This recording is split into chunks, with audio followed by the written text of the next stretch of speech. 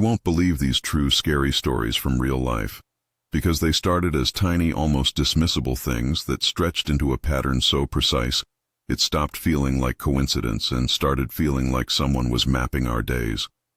When I tell you this, I want you to picture a 3-story house on a quiet suburban street, the kind with maple trees that make the pavement look dappled in afternoon light, and a mailbox that everybody in the cul-de-sac knows by sight. I grew up there. I was 22 when I finally sat down and tried to string all of it together. But the first thing I remember is my dad in his small home office on the 3rd floor. A single lamp lit, papers scattered, the kind of late-night hum of a man who thinks he's alone with his work. He told me about the car before I ever saw it. He was leaning over his desk, reading a brief, and he said he started noticing it as if it were part of the street's furniture, a large SUV that never seemed to be in a hurry. Not roaring down the road, not a roar at all, more a patient, slow crawl, like something that was being careful not to attract attention. He said it would roll past once, then slowly come back.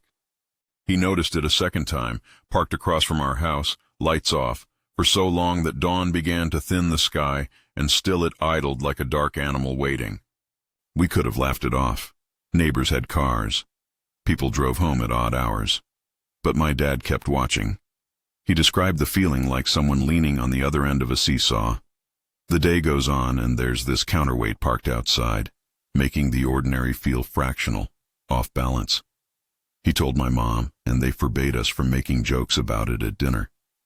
That was the first seed, small, a prick, something that made the edges of safety feel less taut. The car became a recurring note. Twice a week, sometimes 3 times, that vehicle would glide up the block, slow its engine to a near whisper, and park diagonally across from our curb. No headlights, no obvious driver. Sometimes we'd catch the silhouette of a figure behind smoked glass. Sometimes nothing. The weirdness wasn't in a single terrifying incident. It was in the repetition, the slow, persistent looping of the same presence, like a bookmark left in the same page over and over. My dad parked his truck behind ours one night when he worked late, sat just a little farther down the driveway so he'd spot anyone who lingered. He told me how once he stepped outside in his slippers and saw the SUV's low beams cut across the maple leaves, and he held himself as if he might make a sound and scare whoever was inside. The engine made a soft ticking noise as it idled. He watched the driver's head tilt, as if they were studying the house, and then the vehicle eased away. He didn't chase. My dad is a lawyer. He knew the difference between confrontation and evidence. We started keeping a log. That log felt ridiculous at first. Dates, times, how long it stayed, what direction it went. But after the 5th week, patterns stitched themselves into the page. The car liked to be around late. It liked the pale hours between midnight and 3. It liked, apparently, the view across from our living room. We installed extra lights. We put motion sensor bulbs along the driveway. My dad called a friend who did surveillance systems and asked whether there were options for a short-term solution. All of it felt simultaneously paranoid and reasonable. That is what paranoia looks like when it is married to common sense. Still, the car never did anything overt. No one left notes. No window ever shattered. There were no explicit threats, just a palpable imprimatur of being watched. My father would come home from work and stare at the front yard like it was a crime scene. He would point to a spot on the pavement and say, "Right here." He would say it the way people say, "Remember," small, certain. At night we learned the sound of someone moving outside in a way you could not mishear after a while. The scrape of tires at the curb, the breathing of an engine, the silence afterward. When I was 15, the situation took a harder turn. Teenagers think flashlights are for camping and adventure. Real life taught me they can be instruments of something else. There was a night I was supposed to be finishing a history paper. My window faced the street. It was the kind of 2nd-floor bedroom with a slanted roof and a desk shoved under the glass, where I could see the streetlights and the porch. I had a lamp on, an open textbook, and the familiar hum of the house settling. Around midnight, a movement of light, a searching, questioning cut, swept the room. At first I thought someone had their car lights on. Then I saw the beam, High, thin, precise, not from traffic, but from someone on foot, raising a flashlight and sweeping it across the houses. The light's edge ran along the siding like a flat blade. It passed my window in a way that made my stomach drop. Clean, deliberate, assessing. The beam didn't just flash past like someone on a walk. It paused, held, like a gaze. It caught on the glass and left a pale smear on my ceiling. I remember sitting very still, as if any motion might make me visible through that light. I woke my brother first, then my mom. We watched from curtains, from the kitchen. The beam moved methodically down the block. There were several of them, more than one person, moving at staggered intervals, sweeping houses as if someone had handed them a list. It was not loud. Their feet made small sounds, but the flash of light was the thing that felt aggressive, an invasive measurement of private spaces. My mother called the police. They came and drove slowly through the neighborhood, parked their car under a street lamp like a small, blunt answer. The flashlights stopped. The night folded back into its usual hush. We thought that might be the end. But that was the wrong assumption. A few days later, a contractor came to install the system we had decided to get after that night. It was a small company, a man in a truck who knew his way around wires and kits. I remember the summer smell flattened into the garage when he popped the trunk and laid out boxes, the metallic tang of screws, the small quiet of tools. He moved around the backyard with the kind of attention that people who work with their hands develop. Eyes that find a thing and don't let it go. He crouched under a shrub near the fence line and reached into the dirt. He pulled out a little black object the size of an olive. He called my dad over and said, "You need to see this." It was not anything I could immediately name. To me, at 15, it was a tiny, sinister bead of plastic with a dark glass eye. He turned it over in his hand. He said, carefully, "This is a camera." The word felt obscene in the yard, like something you only ever said in movies or in articles. He didn't detail how it worked. He wrapped it in a napkin and handed it to my father, who, at that point, looked significantly older than anyone else in the yard.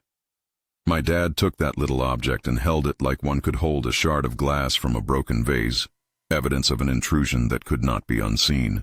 We did not know how long it had been there.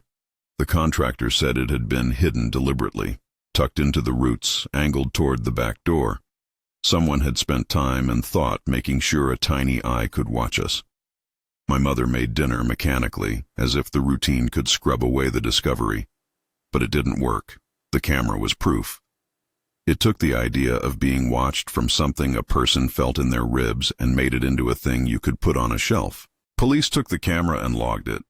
They asked if we had enemies, if anyone knew our schedule, if we had run-ins with people.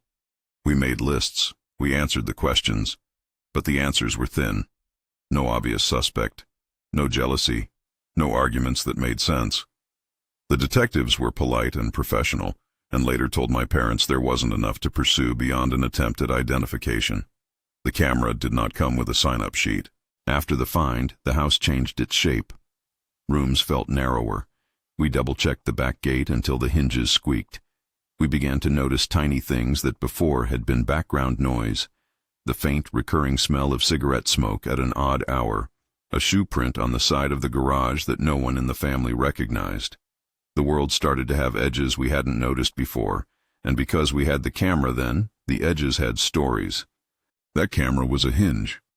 Before it, the idling SUV was an anomaly. After it, the idling SUV was one more clause in a sentence. Someone had been studying our house intentionally. It was no longer a ghostly presence. It had fingers. Years later, new neighbors moved into the upstairs unit across the lane. A young couple who seemed polite in a way strangers sometimes are when they have just arrived. They brought plants, a tendency to open their windows at dusk, and, at least to me, an unself-conscious habit of watching. They'd sit on the landing with a glass of wine and tilt their heads toward our yard like that yard was a television show. I noticed one man among them especially. He was broad-shouldered and bald, his eyebrows unexpectedly thick and dark, so dark they looked like a shadow perched over his forehead. There was something about the way he leaned into a doorway that made him stick in my memory. The sight of him was straightforward but oddly disconcerting, like seeing the same face in two different photos centuries apart. He would appear on the landing and linger, eyes fixed in a measured way toward our lower yard. I never saw him speak much. He was more observation than conversation. I am careful here because I am not trying to point the finger, and I cannot say, definitively, what the man's intent was. He may have been a quiet person who liked watching trees. Neighborhoods are full of people of small habits. But context is a thing that changes meaning. He became a shape inside a long sentence of events. The lens we had found in the bush that summer made him more legible. We began noticing the times he showed up, if he did, and then dismissed the obsession and told ourselves to move on.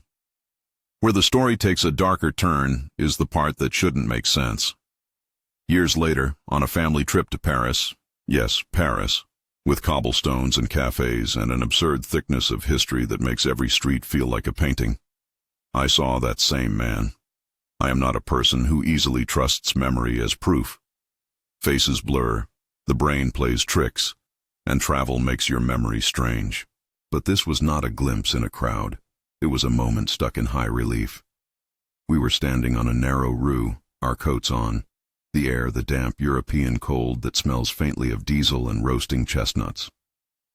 It was evening. My brother was arguing good-naturedly with his girlfriend about which tiny bistro to try. I had stepped slightly away from the group to take a photo of a lamppost. A hand touched the curve of my shoulder. Then I saw him across the street, framed by the door of a bar, leaning in the doorway as if the doorway were his private vantage point. Bald head. Those eyebrow ridges like a dark peninsula.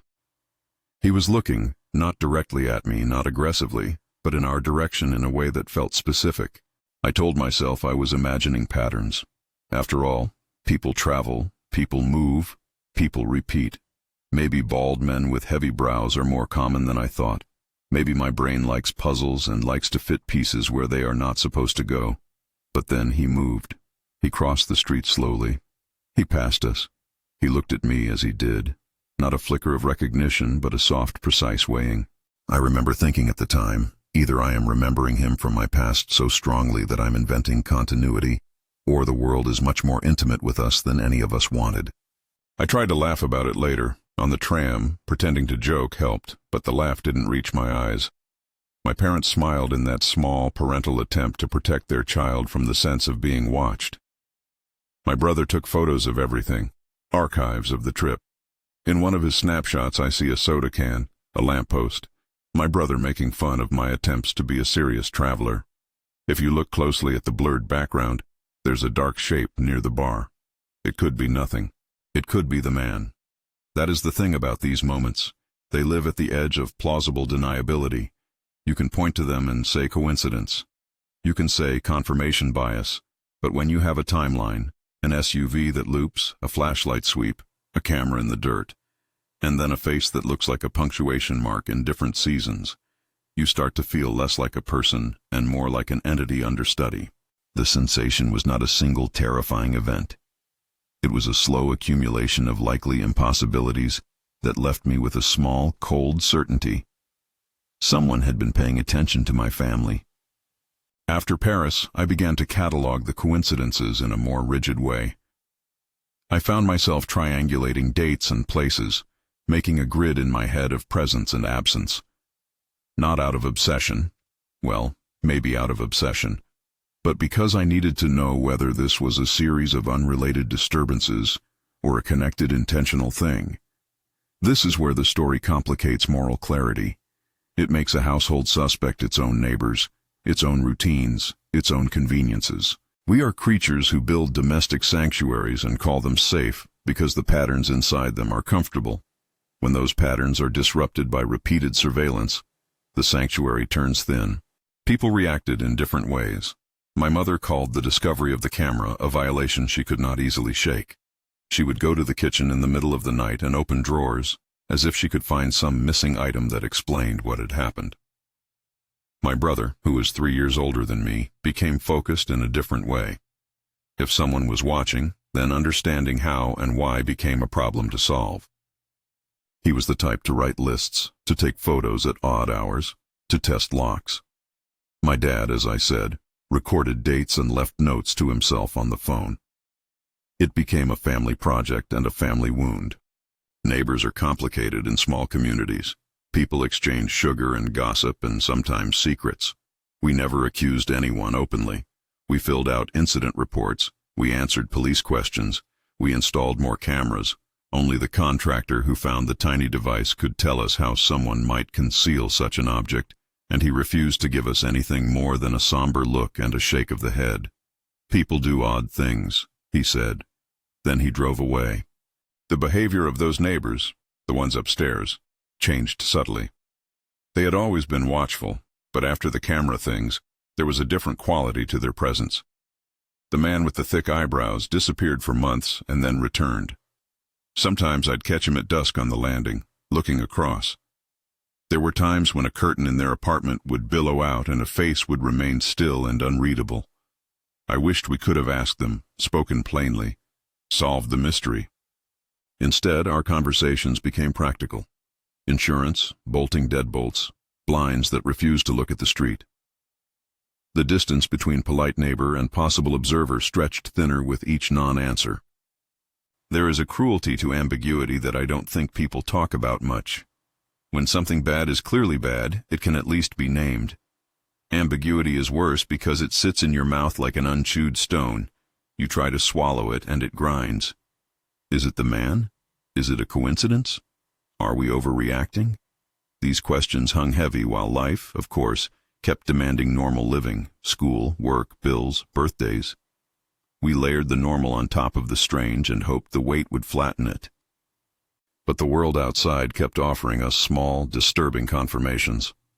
One afternoon, my mom noticed a car parked a few houses down, its engine silent. The driver, at least from the silhouette through the darkened windows, seemed to be waiting. When she waved from the porch, the car left without obvious haste. Sometimes lights at odd hours, sometimes a shadow that moved against the fence. They were not crimes with clear victims, but they were behaviors designed to let presence be known. It is one thing to be stolen from. It is another thing entirely to be catalogued, photographed, timed, watched while making dinner. When I think back on those years, the sensory details are the most persistent things.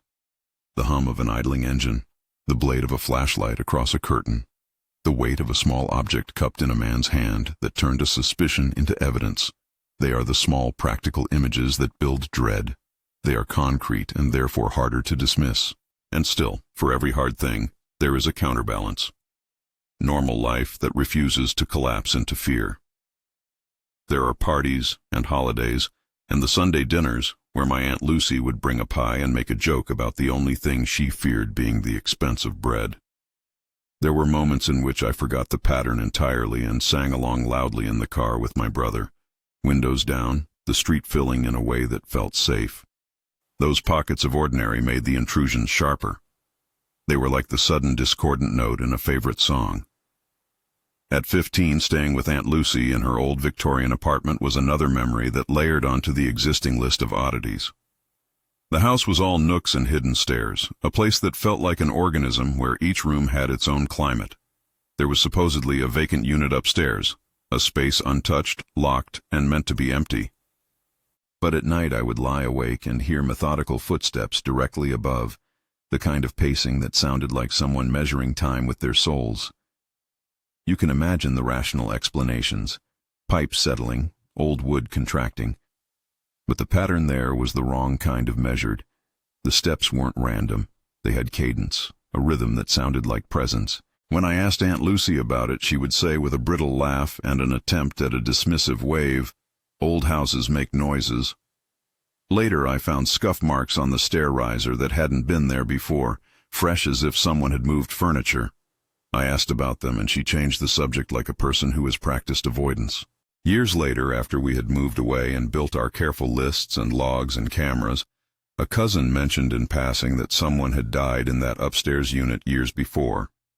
It was not said as news so much as an aside, an anecdote in a family story. There was no documentation in our family files, no obituary, no memorial, and none of us pursued it hard.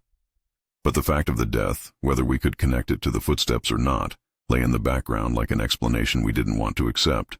or perhaps an answer that would only create more questions. These moments, Aunt Lucy's footsteps, the idling SUV, the flashlight raid, the camera in the bush, the bald man across from a Paris bar, strung themselves into a narrative that refused to be tidy. Each episode on its own was unsettling. Together, they narrated a long, unnerving sentence. They built a ledger in which we were the line item. I want to be clear about something here. None of this is presented as proof of a single, clean culprit. That would be too neat and too reckless. I'm writing from memory and belief and the evidence we lived with. For every small item we had, there were gaps. For every face we saw again, there were reasons to doubt. People move. People repeat patterns. But there's also a quality to repeated attention that changes how you live, changes how you lock doors, how you open curtains, how you answer the knock. The oddness didn't stop at borders, or perhaps it did, and followed in ways we couldn't anticipate. After Paris, things continued to crop up in places we assumed were safe. There were signs that perhaps whoever, or whatever, had observed us did not limit itself to our street. Perhaps I am being dramatic. I am aware of that possibility. But the build-up had the peculiar arithmetic of things that don't add up unless you accept that someone had been following a thread in our lives and pulling on it. I remember lying awake in my 20s, thinking about how small fears do not announce themselves with fireworks. They are patient. They are incremental. They start as small, harmless-seeming details, and if you let them, grow into a scaffolding around your life. You wake, and you notice the scaffolding in the corner of the room. You ask your family if they see it. Sometimes they do. Sometimes they do not. And sometimes, when they do, they decide together to act in tiny, practical ways because what else can you do? Call the police. Install a camera. Change a schedule. Sleep with a light on. These are measures you take when you are trying to reclaim ordinary living. They help for a time. But the more proof you find, the less comfort those measures provide. A camera can be found and removed. A lock can be picked. A routine can be recorded and then analyzed. The very acts of protecting yourself tell the watcher what you value. The irony is bitter. A friend asked me once why I tell this story. He said, "Do you want people to be afraid?" I told him no. I want people to be aware. Awareness is a small, practical armor. It won't solve everything. It won't name a face, but it might make someone feel less alone if they're in the margin of these things. There is a cruelty to isolation in the face of being watched. It makes you question your own senses, your own memory, your own sanity, and there are times when you need someone to say, "Yes, that beam of light across your curtains was frightening. Yes, that engine idling can leave a mark on your peace. Yes, finding a device in the dirt is real and ugly." But here's where the thread pulls taut again. After we found the camera, after we logged dates, and after Paris, something happened that made everything feel less like a private trouble and more like a staged performance. I was in my early 20s, a little older, slightly more confident than the scared kid who hid under blankets for fear of headlights. We had been away for a while, the family had reasons to travel, and when we came back, there was a car I did not recognize parked 2 houses down. It was daytime. The car was waiting in a way that made my skin prickle. I could not shake the feeling that days were being measured even when we were not home. My father, in his quiet, methodic way, wrote down the new plate number in his phone. He did not call the police at first. He did not raise his voice. He sat on the porch with his coffee and watched the car the way he watched deadlines, patiently without spectacle, collecting facts. I wanted to walk up and ask the driver whether he had seen us, whether he was looking for someone, whether he was lost. My mouth closed. The dog next door barked once and then quieted. The world did what worlds do. It moved.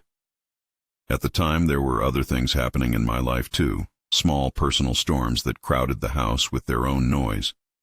I was finishing school applications, making decisions about leaving home eventually, trying to be brave. The surveillance and the travel coincidences pooled together and changed how I moved through space. I found myself automatically choosing routes that put me on different sidewalks. I developed a reflexive glance over my shoulder when crossing long, empty stretches. I hated that about myself. I resented that I had tuned my body to an expectation of danger. I tell you all of this because the real creepiness of being watched is not a single dramatic scene. It's time. It's the slow stacking of oddities until your baseline changes. It is waking up to a world where ordinary details, someone standing at a bar, a car idling, a light slicing a curtain, become loaded with possibility. And yet, even amid the accumulation, life insists on moving forward. We made adjustments. We bought better locks. We hired a company to sweep the property for devices. My dad wrote his notes in a leather-bound journal and kept receipts. My mother learned new phrases to say when she felt panic, short lines that sounded like commands. Lock the back door. Check the cameras. They were practical mantras that were soothing. They did not fix everything, but they gave us tasks. Not all the answers ever came, not even most. Evidence can be partial, and the world tends to love its gaps. It allowed me a certain kind of paranoia, one that is rational, punctuated by documentation, and yet always incomplete. That incompleteness is what eats at you. I remember in the weeks after Paris, sitting with my brother and going through old photos. He was the one who pointed out a man in a background, and then another, on a different street, in a different season. Coincidences are hard to quantify when you have 100 frames. You start to see lines where none were supposed to be. The mind does strange protective math. You count what matters. The more I gathered, the more the scale of the worry shifted. It wasn't just about a car across from our house anymore. It had a reach that felt international. I found myself wondering about intent. If someone followed us across continents, what did that mean? Were they local opportunists? Was there a less human explanation? Am I inviting you now into the realm of supernatural thoughts? I won't go there. I'm not comfortable placing blame on the uncanny when humans do the simplest thing. They surveil. But here is the part that still wakes me up. One night, sitting in a hotel room, the kind of anonymous room with beige curtains and a weak kettle, my phone buzzed with a notification of my brother's latest photo. He had sent me one taken from the Rue the previous evening. I opened it and felt a small, immediate flush of fear. There, at the edge of the frame, near a cafe window, was a shape. Not in focus, blurred like a smudge of charcoal, but for me, the shape read like a familiarity. The thick eyebrow shadow, the balded slope of a head. The man had crossed our lives in the strangest places. I couldn't tell if my fear was proportionate to the fact. Maybe it wasn't. It may have been the air in the hotel room, the lateness, the loneliness of being on the road. But that image lodged under my skin like a splinter, and the splinter itched. I told no one at first. I sat with the photo. I considered the ways to respond. Call him out, to myself or to someone else. Demand a confrontation. But the logic of not knowing is a powerful kind of paralysis. You do not want to start a list of accusations on mere coincidences. You do not want to tear at neighborly fabric unless you can repair it on the other side. So you let it be. Sometimes the thing I think about most is the idea of being a character in someone else's story. The old houses and the maples and the lamplight, those are my normal. Being watched makes your normal someone else's material, and then you begin to wonder what chapter you are in. This is where I stop for now, because the next shifts in this story are the ones that make people either lean forward or close the video and turn on every light in their house. The events get sharper. They get closer. They force choices that you have to live with. For a while, it was enough to log, to alert, to hope. But I think the real moment where the scale tipped, where the pattern stopped being an irritant and began to feel like a plan, happened after one more encounter away from home that I can't shake. If you're into true scary stories, subscribe. I'll tell the full story. The night I think everything changed was not cinematic in the way you imagine. It didn't happen in front of a camera crew or an alley full of neon. It started on a trail, with fog so thick it stole distance like someone drawing a curtain. I had gone out that morning because I needed to be alone. After Paris, after the photo that felt like a splinter under my skin, I wanted to uncrumple my head. Hiking was the closest thing I had to therapy without appointment, an hour or two of moving without thinking about the front porch or the man in the doorway. The trail I chose was the kind that folds into the trees, narrow at first, then widening into ridgetop switchbacks. People used it for sunrise runs, for dogs, for bringing coffee and phones to places where the city felt far away.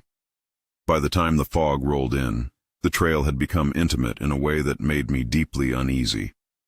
The world shrank to sound and shape. I could hear my shoes crunching, the steady breath behind me. The air had a wet, almost metallic smell, like leaves left too long in a bucket.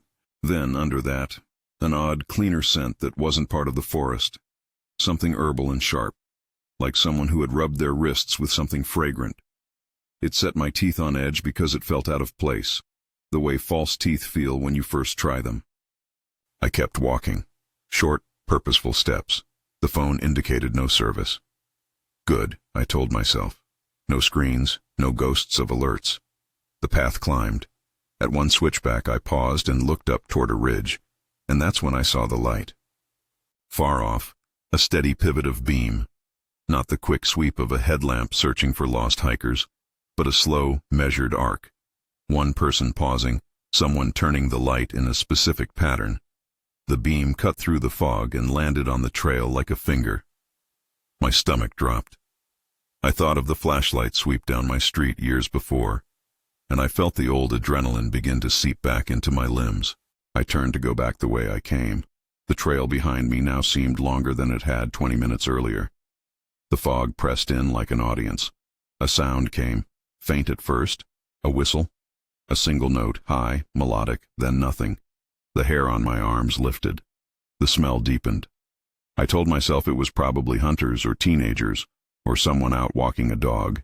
It was easier, in the moment, to tell myself ordinary things. I walked faster. Then I found the stone. It wasn't a natural pile. Someone had taken a couple of stones and balanced them on a flattened tree root, small and deliberate. On top sat a loose piece of metal, shiny from handling, some trivial token left there like an exclamation point. I remember the exact cold of my fingers as I brushed it.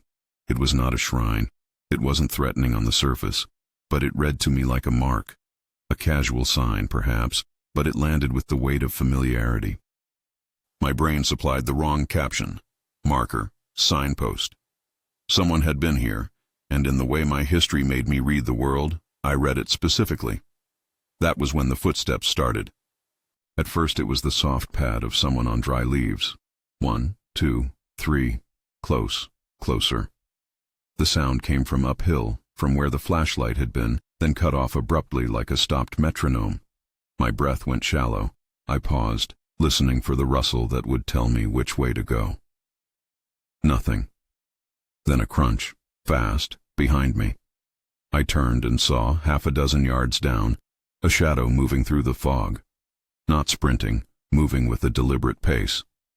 The shadow had a shape I recognized as human. The breath in my chest began to hammer. I started jogging. Not a calm walk, not a measured retreat.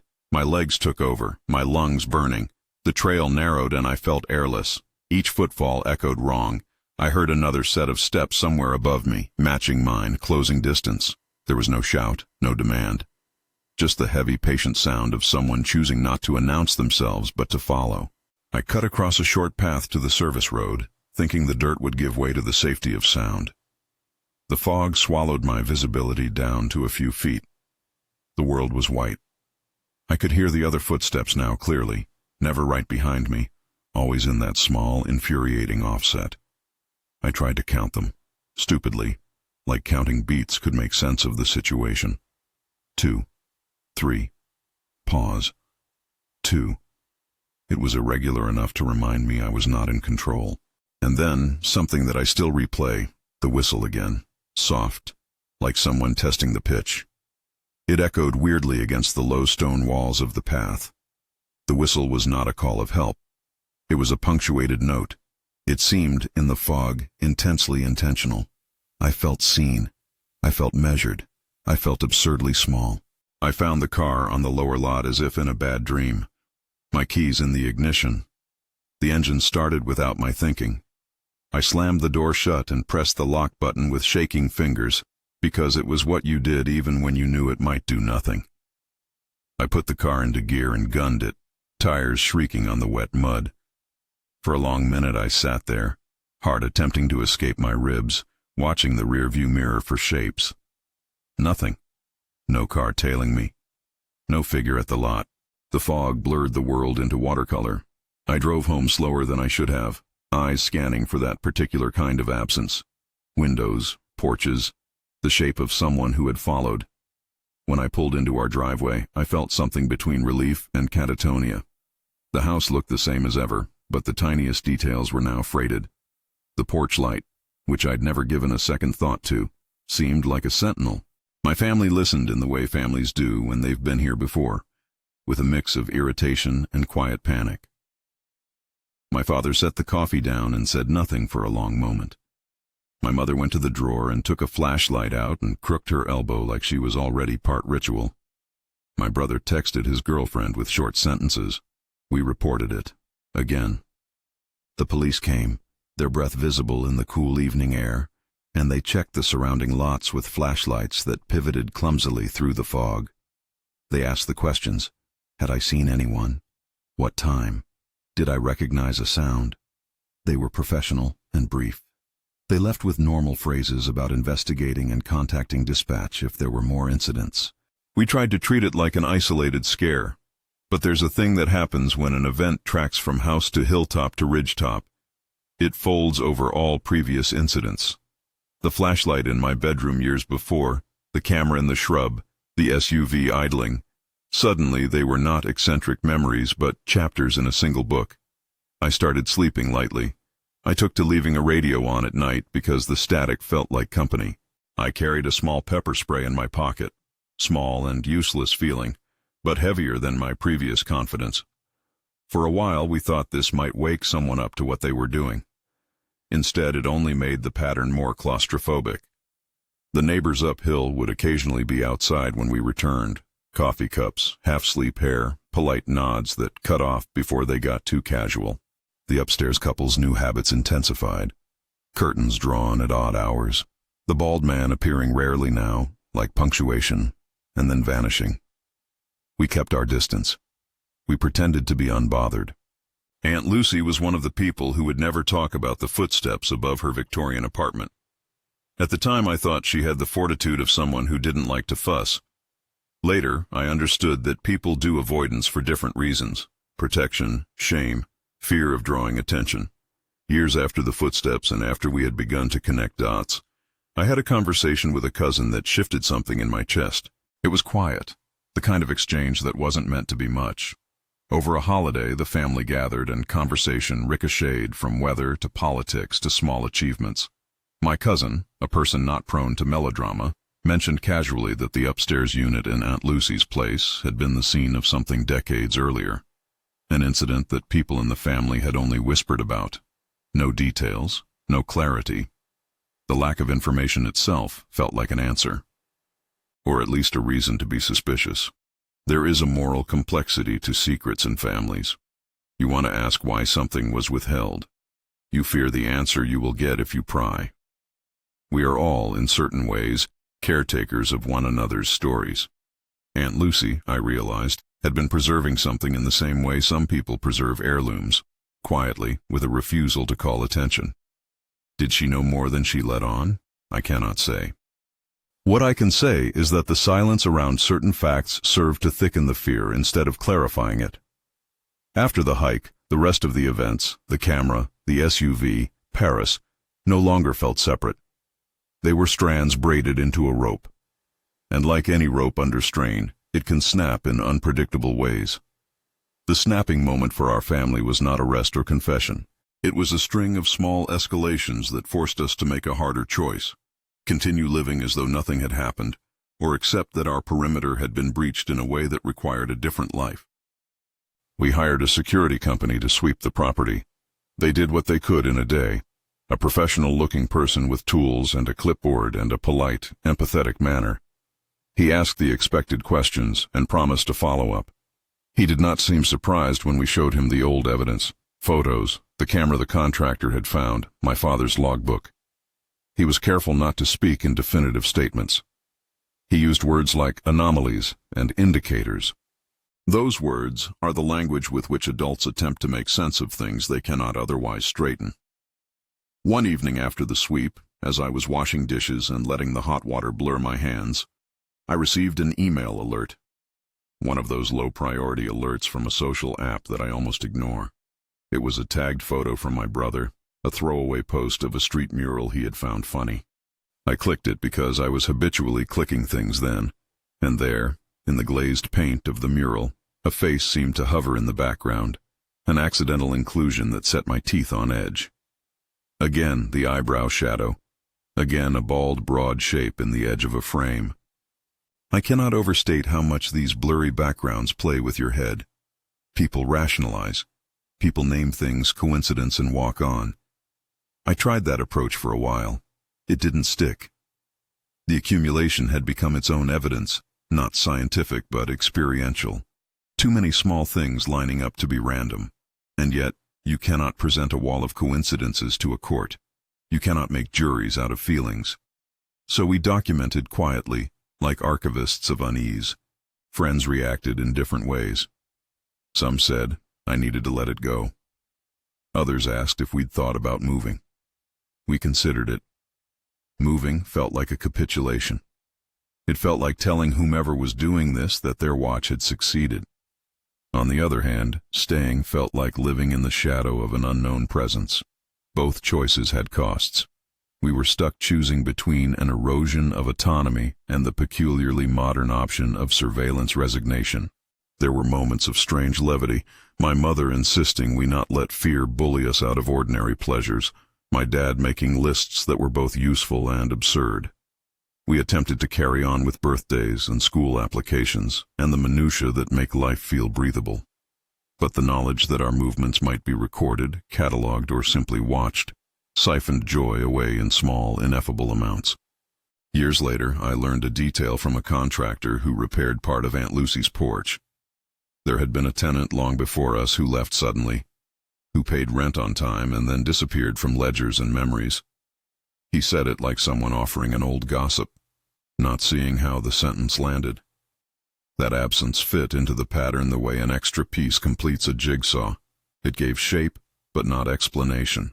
As time went on, the incidents became less frequent, but no less effective. Intermittent attention is the worst kind because it conditions you, keeps you alert without a clear break. Once, on a random Tuesday, my brother opened a package that had been left on our porch. There was nothing inside but a scrap of paper with a single word written in a precise hand. No threat, no name. Just a word that could be read as a joke, a misdirection, or something crueler. We filed it away with everything else, a new line in the ledger. We never found a face who could be pinned to the acts. We never found a motive that made sense beyond the fact of attention itself. People surveil for different reasons: obsession, curiosity, malice, boredom. And the law is not always calibrated for the slow creep of being watched. The police told us repeatedly that without clear evidence of intent beyond watching, their options were limited. They would take reports. They would photograph. They would advise. Their constraints were not moral ones. They were legal and procedural. The lack of closure left its own kind of violence, a wound that does not scab. The family changed in small ways that were visible if you were looking. My brother stopped leaving his bicycle unlocked. My mother learned to sleep with her phone by her cheek like a child. My father, always the log keeper, began to write notes on napkins and tuck them into books. We became a house that made lists. I realize now there is a temptation in telling stories like this to end with justice. To find a name, an arrest, a tidy resolution. But real life is messy in the way that most crimes of privacy are messy. The perpetrator is often skilled at slipping between gray zones, at operating without leaving clean traces. And sometimes the only resolution is a change of behavior, a rearrangement of your life to protect the small, soft places. That is why I tell you these stories. Not as a plea for fear, but as a record of vigilance. Not to make you paranoid, but to make you aware that ordinary life can be folded into someone else's project without fanfare. Being watched isn't always about violence, you can see. Often it's about the small theft of certainty. You no longer know when you're private, when you're observed, when you perform without an audience. People have reached out to me after I began telling pieces of this in smaller circles. They send messages, soft, private, that start with, "Do you remember?" or "I thought that was only me." and then continue with accounts of lights, of cars, of faces and backgrounds. Those messages have been the most affirming thing. To learn you are not the only one who has had a beam of light cut across a bedroom at midnight, or a stranger photograph you from the sidewalk, or find an out-of-place stone on a trail. There is a solidarity to shared anxiety that is not destructive. It is what helps people rebuild routines. So where does this leave us? For me, it left a cautious life and a permanent skepticism about the word coincidence. It left me with an archive of oddities that I keep not for proof as much as for memory. Memory is an odd currency. It can be dismissed by others, but it holds what it witnessed.